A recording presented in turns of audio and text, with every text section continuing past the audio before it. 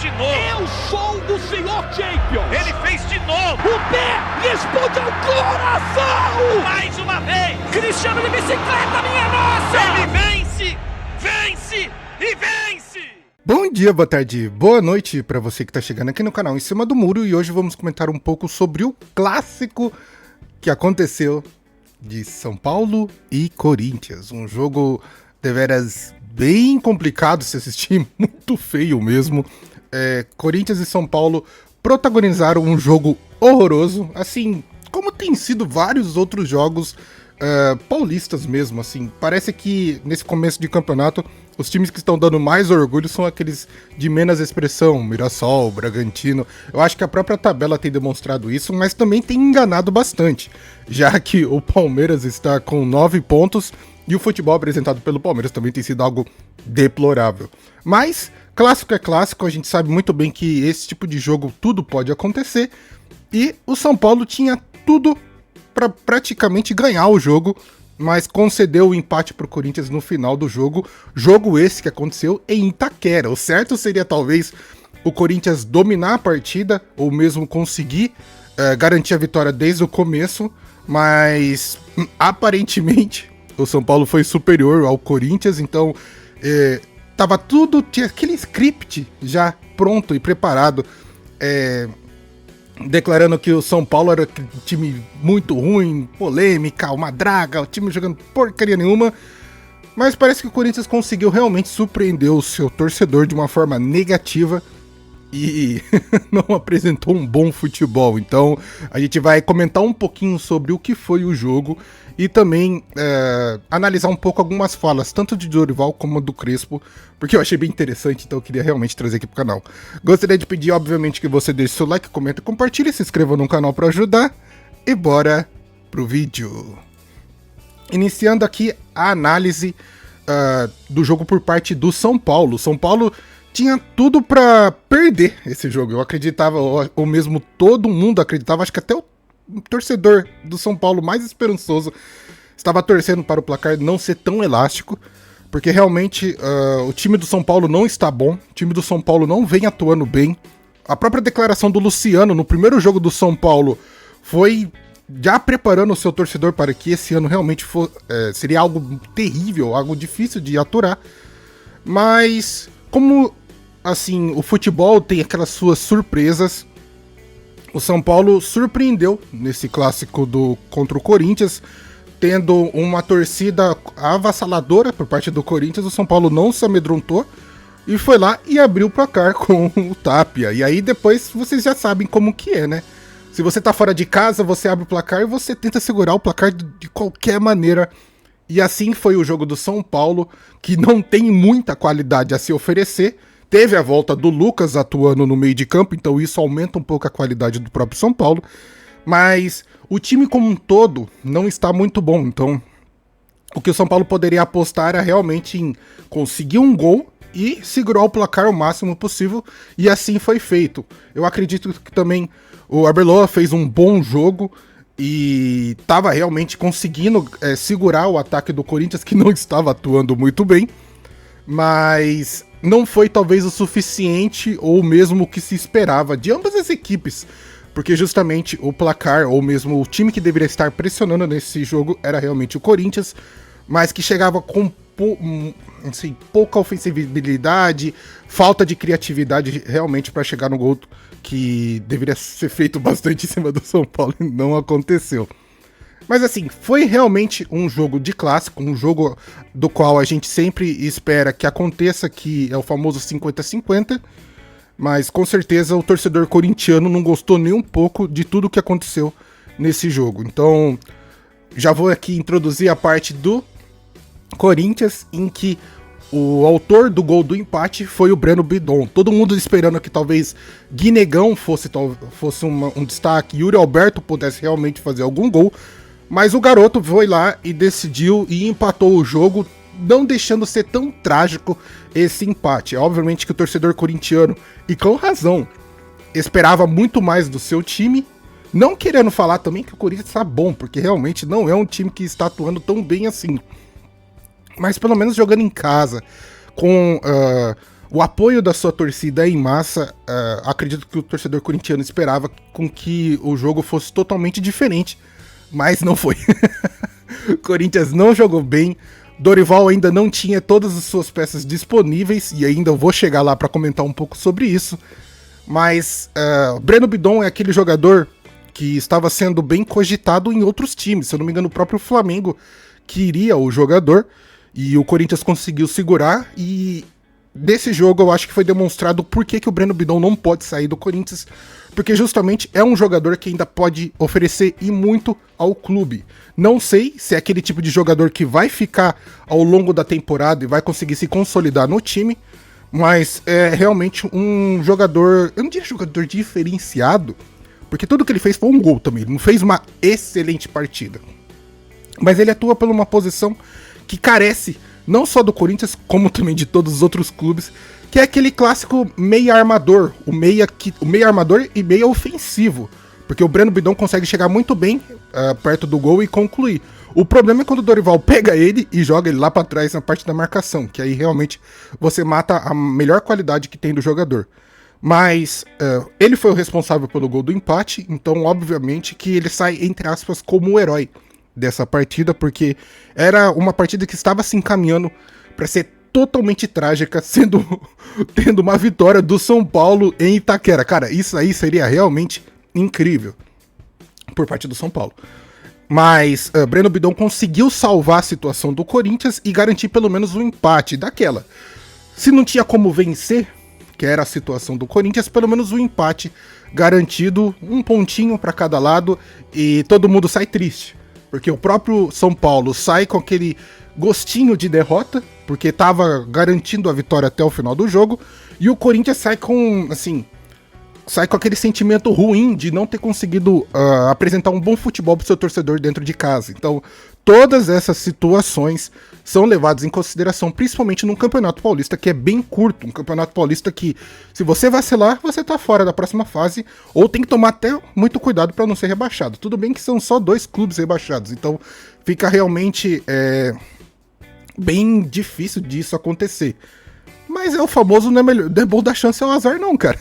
É bom ficar esperto, senão as coisas se complicam. O Dorival é um treinador que tem sido muito questionado no Corinthians, principalmente pelas suas tomadas de decisões. Eu tenho acompanhado bastante a live do Cross, que é um influencer que está acompanhando mais os bastidores do Corinthians, e aqueles que participam da live dele têm falado que o primeiro jogo do Corinthians foi o jogo talvez perfeito, que o Dorival conseguiu realmente encontrar uma boa escalação tendo as peças à disposição. Mas parece que o Dorival tá querendo fazer um teste no momento inadequado, utilizando os jogadores em posições totalmente diferentes. E isso, o torcedor não tá muito feliz com esse tipo de situação, principalmente num clássico contra o São Paulo.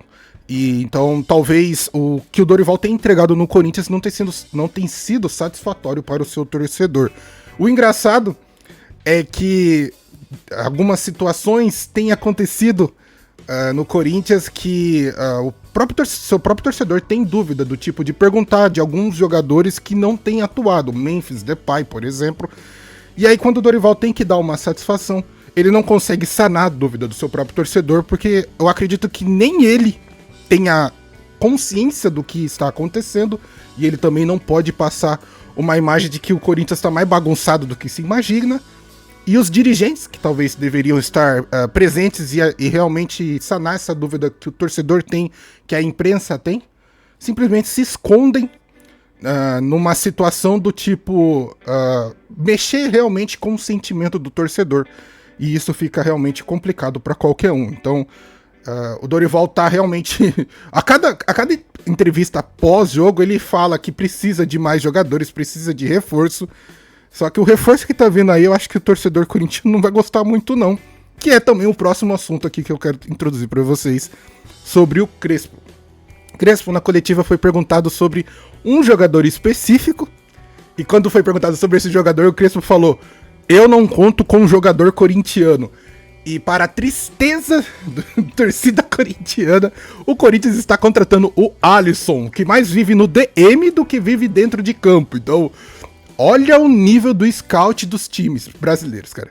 Eu queria entender como que um jogador igual o Alisson, e assim, não é nada contra o jogador, mas como esse tipo de jogador consegue entrar em grandes clubes, igual ele tá atuando pelo São Paulo tá doido pra se livrar dele, e me aparece o Corinthians querendo contratar um jogador que praticamente não tem atuado dentro de campo. Não dá pra entender esse tipo de qualidade de scout. E aí a gente busca ou mesmo pega reflexo de outros times. Eu vou pegar os 3 times paulistas, porque não dá pra contar com o Palmeiras, porque justamente a Leila, quando vai contratar, ela realmente sabe o que tá fazendo. Agora, quando a gente coloca em pauta, coloca na mesa São Paulo, Corinthians e Santos, é um scout assim que a gente fala, cara, como é possível que esse tipo de jogador é considerado ou mesmo é realmente feito um esforço para ser contratado? O Santos tentou contratar o Rony e nem assim conseguiu. O Corinthians, precisando disso, de reforço, vai atrás de um Alisson que quase não joga no São Paulo. E o São Paulo, bom, a gente já sabe que o São Paulo tá mais prejudicado do que todas as outras equipes, justamente porque a parte dos bastidores está realmente um completo caos. Mas mesmo assim, se fosse avaliar as contratações que esses 3 times grandes fazem, cara, é realmente, assim, ridículo. E aí eu fico me perguntando como que esses tipos de jogadores conseguem entrar nesses clubes de uma forma assim tão fácil. Parece que justamente são indicações do que avaliação de desempenho. Se é assim que vocês querem que eu diga, porque realmente é caso de investigação toda essa situação. Por último, a gente vai dar uma pequena analisada na tabela. Essa tabela já está atualizada, porque já aconteceram todos os 3 últimos jogos. Então o Corinthians permanece, ou mesmo se mantém, na 7ª colocação, enquanto que o São Paulo, com o empate, fica na 10ª colocação. Lembrando que com essa tabela do Paulistão, faltando, acredito, mais 3 jogos ainda para acontecer, para justamente acabar essa primeira fase. Apenas 2 clubes são realmente rebaixados, então até a vitória do Santos que estava acontecendo, estava sendo rebaixado o Guarani e Ponte Preta, mas como o Guarani conseguiu o empate no último momento, o Guarani saiu da zona de rebaixamento e atualmente é Botafogo e Ponte Preta que estão sendo rebaixados. Tem aquele pequeno risco, aquele perigo de realmente algum clube grande ser rebaixado? Claro que tem, porque se der aquela pequena vacilada, as coisas podem ir de mal a pior. Mas eu acredito que não vai acontecer porque justamente tem muito time ruim nesse Paulistão, assim como também tem muito time bom. Igual eu já disse, o Bragantino está sendo uma grata surpresa. Eu sei que o time tem realmente uma boa qualidade, mas não sabia que era realmente muito boa. E um time bom que não está desempenhando tão bem é o caso do Mirassol, que até agora só teve 1 vitória e 2 derrotas. Mas como é um campeonato de tiro curto, é um campeonato que tudo pode acontecer, você não pode vacilar, cara, porque realmente uma vitória e uma derrota muda tudo. E nesse caso, Corinthians e São Paulo tem que tomar muito cuidado com essa situação, porque os confrontos que vão suceder vão ser bem complicados. O Corinthians vai enfrentar o Santos lá na Vila Belmiro no próximo jogo, então não vai ser um jogo tão fácil assim. E ainda tem que enfrentar o Palmeiras, então é uma situação de que se o Corinthians não ganha do Santos, ele vai totalmente pressionado para ganhar do Palmeiras, e o Palmeiras, que já está bem tranquilo no Campeonato Paulista, não tem pressão nenhuma. A única pressão vai ser talvez de realmente vencer o Clássico, mas eu acredito que a pressão em cima do Corinthians para justamente ter um bom desempenho, para ficar pelo menos, para passar para a próxima fase do Paulistão, é muito maior do que a do Palmeiras, que é o único objetivo vai ser realmente ganhar o Clássico, porque nos últimos anos o Corinthians só tem ganhado em cima do Palmeiras, e esse tipo de situação não tem deixado nenhum torcedor palmeirense contente. Mas essas são situações que a gente tem que analisar mais pra frente, mas essa é a minha atualização sobre o Campeonato Paulista na atualidade. Esse foi o vídeo, então, analisando o clássico entre Corinthians e São Paulo. Um jogo, assim, não tão agradável a nenhum dos 2 torcedores, principalmente ao torcedor corintiano, porque o jogo era em casa, mas que pelo menos foi o famoso dos males o menor, em que o Corinthians conseguiu o empate no final do jogo, porque se tivesse sido uma derrota, eu acho que hoje o torcedor corintiano teria estaria muito mais nervoso e muito mais preocupado com a atuação do seu clube do que justamente está acontecendo. Então as coisas ainda estão bem apaziguadas.